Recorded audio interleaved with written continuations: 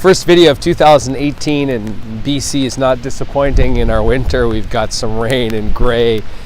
As I've been reflecting on scripture this week, there's a few things that have been really standing out to me, and one is in the passage in the Gospel of Luke in 7, where there's the story of a centurion who has a servant who's sick unto death, and they send someone to Jesus to ask Jesus to come to bring healing to this servant who's sick unto death.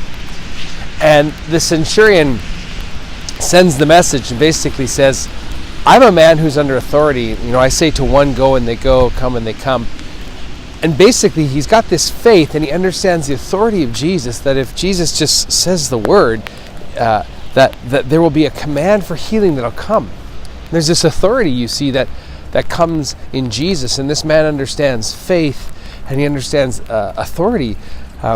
That there's an authority that comes through Jesus. Now, Scripture tells us that all authority has been given to him, and he says, therefore go, in Matthew 28. He confers the message and the mission onto us to be the goers and the carriers by his Spirit of that very authority of Jesus.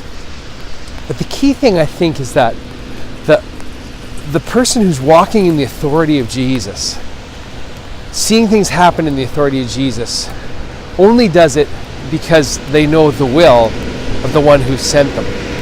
They don't do it on their own. They actually don't get to act on their own. They act on behalf of the Master. They act on behalf of the Lord. They act on behalf of the one who's given the authority. And so in a Christian faith, it's right to walk in the authority of Jesus, knowing that he's called us sons and daughters, and he's given us more than we'd ever deserve on our own.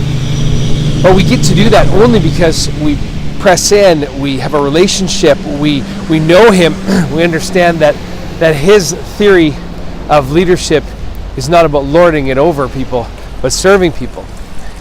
So as you think about your faith today in this new year, take up the strength of God. Take up the power and the authority that Jesus gives us because you spent time with him, because you know him, because you press into his word in prayer, and you hear and you understand and you know and you read and you discern his will, his plan, and you can walk in that authority as a son and daughter of God. God bless.